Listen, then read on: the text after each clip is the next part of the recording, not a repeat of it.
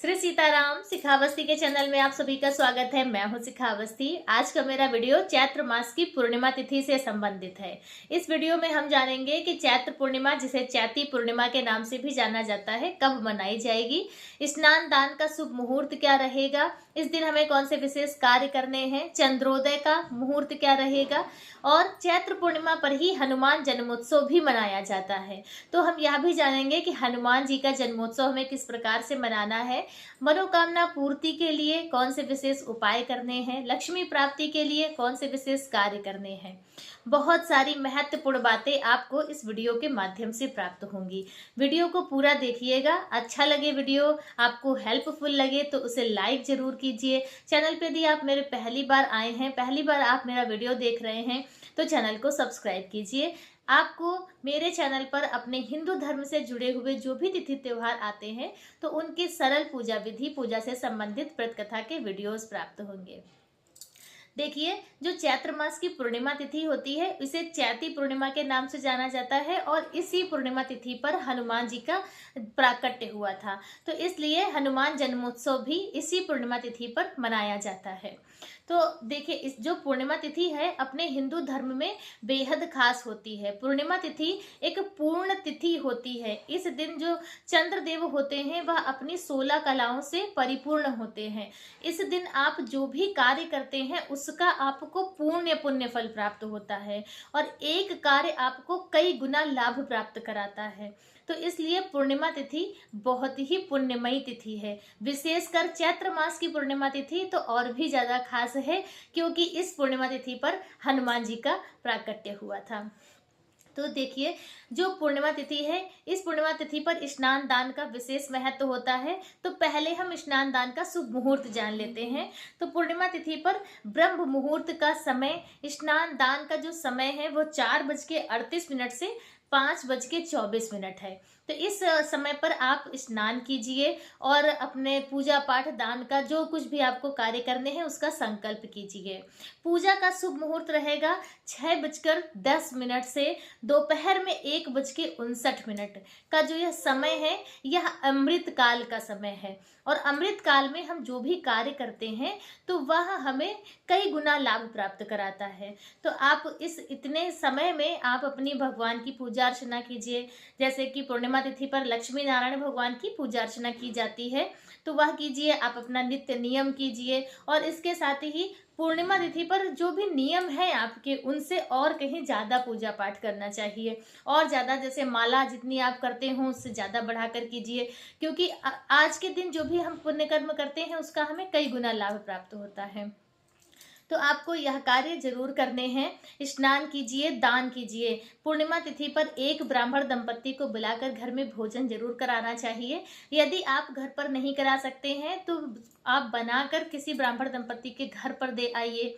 यह भी आप नहीं कर सकते हैं तो सीधा निकाल कर किसी मंदिर में जाकर पुजारी को दे दीजिए। यह भी आप कुछ नहीं कर सकते हैं तो आप जो भी ऋतु फल हैं कुछ लेकर आप कहीं किसी कन्या को, किसी ब्राह्मण को दान कर दीजिए। कहने का तात्पर्य है कि पूर्णिमा तिथि स्नान दान की ही पूर्णिमा होती है। तो इस दिन आपको कुछ ना कुछ दान जरूर करना चाहिए और सूर्योदय से पूर्व स्नान जरूर करना चाहिए। इसके साथ ही पूर्णिमा तिथि पर शाम के समय लक्ष्मी माता की नारायण भगवान के साथ में विधिवत पूजा अर्चना करनी चाहिए और उन्हें खीर का भोग लगाना चाहिए। कहते हैं पूर्णिमा तिथि पर लक्ष्मी माता को खीर का भोग लगाने से उनकी विशेष कृपा प्राप्त होती है, आर्थिक संकटों से मुक्ति प्राप्त होती है और लक्ष्मी आगमन के नए रास्ते बनते हैं। तो आप यह भी कार्य जरूर करें। प्रत्येक पूर्णिमा तिथि पर चंद्र देव को अर्घ जरूर देना चाहिए। आप व्रत करते हो या ना करते हो कोई बात नहीं, शाम के समय आप हो सके तो स्नान कर लीजिए। नहीं स्नान कर सकते हैं तो हाथ पैर आप अपने धुल कर और दूसरे साफ स्वच्छ वस्त्र धारण करें और फिर एक लोटे में आप जल लें। तांबे का लोटा ले लीजिए, उसमें जल ले लीजिए, थोड़ा सा कच्चा दूध डाल लीजिए और उसमें अक्षत, चीनी, सफेद रंग का पुष्प, सफेद चंदन इत्यादि डालकर और चंद्रदेव को ओम सोम सोमाय नमः या फिर श्री ओम लक्ष्मी सहोदराय नमः, लक्ष्मी सहोदराय नमः, यह मंत्र बोलते हुए यदि आप चंद्रदेव को अर्घ्य देते हैं तो इससे लक्ष्मी माता प्रसन्न होती है, क्योंकि जो चंद्रदेव हैं वो लक्ष्मी माता के भाई हैं। तो इससे जब किसी के भाई को आप उनकी सेवा अर्चना करेंगे तो उससे बहन अपने आप ही प्रसन्न होती है। तो इससे भी लक्ष्मी माता का आपको आशीर्वाद प्राप्त होगा। चंद्रोदय का समय क्या है वह भी जान लेते हैं। तो चंद्रोदय शाम को 7:02 पर होगा। तो उस समय आप चंद्रदेव को अर्घ्य देकर उन्हें प्रणाम जरूर करें। तो यह कार्य है आपको जो चैत्र पूर्णिमा पर जरूर विशेष रूप से करने हैं। तुलसी माता की पूजा जरूर करनी चाहिए, तुलसी माता में दीप दान जरूर करना चाहिए, अपने मुख्य दरवाजे पर एक घी का दीपक जरूर जलाना चाहिए। सुबह शाम हो सके तो दोनों समय, नहीं तो शाम के समय जरूर करना चाहिए। किसी जलाशय पर जाकर वहां पर यदि आप दीपदान करते हैं तो उससे आपके पितृ प्रसन्न होते हैं। किसी मंदिर में आप दीपदान कीजिए, पीपल वृक्ष के नीचे आप जाकर दीपदान कीजिए, इससे आपको आर्थिक समस्याओं से छुटकारा प्राप्त होता है। तो यह पुण्य कार्य है जो आपको प्रत्येक पूर्णिमा तिथि पर जरूर करना चाहिए। बात कर लें हनुमान जन्मोत्सव की, तो चैत्र पूर्णिमा पर हनुमान जी का प्राकट्य हुआ था, जिसे संपूर्ण देशवासी बड़े ही हर्षोल्लास से हनुमान जी का जन्मोत्सव मनाते हैं।